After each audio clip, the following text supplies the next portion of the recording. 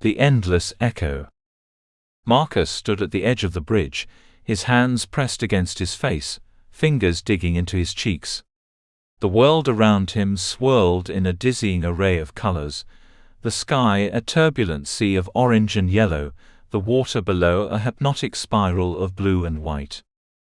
He couldn't remember how long he'd been standing there. Minutes? Hours? Days? Time had lost all meaning since that fateful morning when he first heard it, the scream that never ended.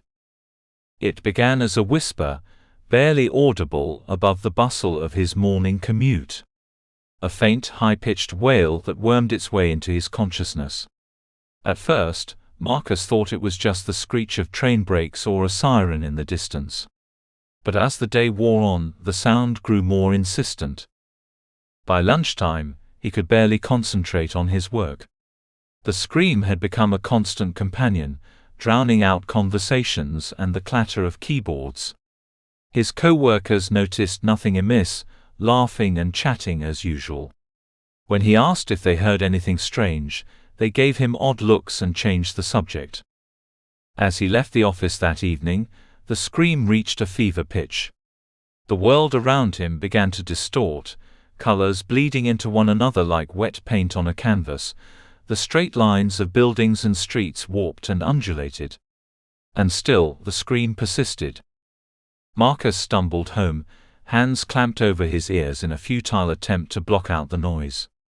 He barely slept that night, tossing and turning as the wail echoed through his dreams. When morning came, he called in sick to work.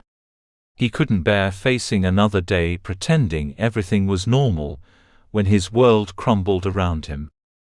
Days he was passed in a blur. Marcus rarely left his apartment, subsisting on delivery food and whatever he could scrounge from his poorly stocked pantry. He searched online for answers, scouring medical websites and paranormal forums alike. Nothing came close to explaining what he was experiencing. As weeks turned into months, Marcus's grip on reality began to slip. The scream had become the backdrop to his existence, as ever-present as his heartbeat. He stopped answering calls from worried friends and family. His hair grew long and unkempt, his clothes hung loose on his frame as he forgot to eat for days.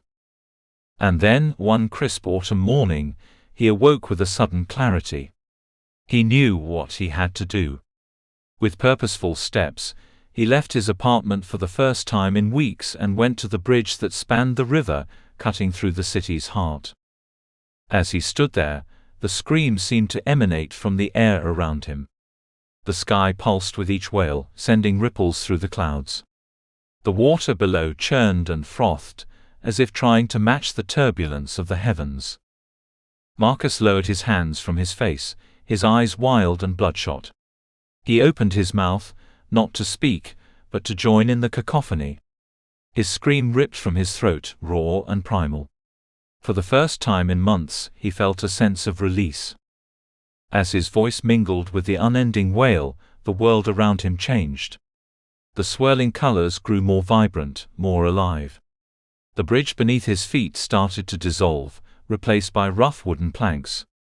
In the distance, two shadowy figures appeared, their featureless faces turned toward him in silent witness. Marcus screamed until his voice gave out and his lungs burned for air. In that moment of breathless silence, he heard it, or rather, he didn't hear it. The scream that had tormented him for so long vanished, leaving a profound and beautiful quiet behind. He blinked, disoriented by the sudden stillness. The world slowly came back into focus, the familiar cityscape replacing the surreal landscape of moments before. Cars honked in the distance, birds chirped overhead, and the river flowed peacefully below. Marcus slumped to the ground, his back against the bridge's railing. Tears streamed down his face, tears of relief, exhaustion and catharsis. He didn't understand what had happened to him, what strange dimension he had briefly inhabited. But he knew, deep in his bones, that it was over. A jogger passed as he sat there gathering his thoughts and strength. The man slowed, concern etched on his face.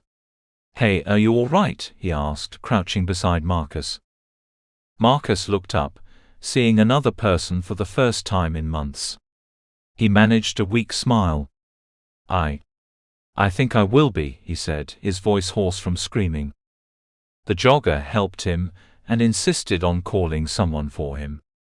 As they waited for Marcus's sister to arrive, the jogger stayed, making small talk and ensuring Marcus didn't slip back into whatever dark place he'd emerged from. In the days that followed, Marcus began rebuilding his life slowly. He saw doctors, therapists, and anyone who could help him understand his experience. None could offer a satisfactory explanation, but he learned to live with the mystery, with time and support. He never forgot those months of torment or the moment of release on the bridge. Sometimes in his dreams he would find himself back in that swirling, screaming world. But now, instead of fear, he felt a strange sense of peace. He had faced the abyss, screamed into it with all his might, and come back changed but unbroken. Years later, on a visit to an art museum, Marcus stood before Munch's The Scream. A chill ran down his spine as he gazed at the agonized figure against its swirling background. He understood now, in a way few others could, the profound truth captured in those brushstrokes, the thin line between sanity and madness, the power of confronting one's inner demons, and the liberation that comes from giving voice to the unutterable. With a small smile, Marcus turned away from the painting and walked back into the world, savoring everyday life's beautiful, chaotic symphony.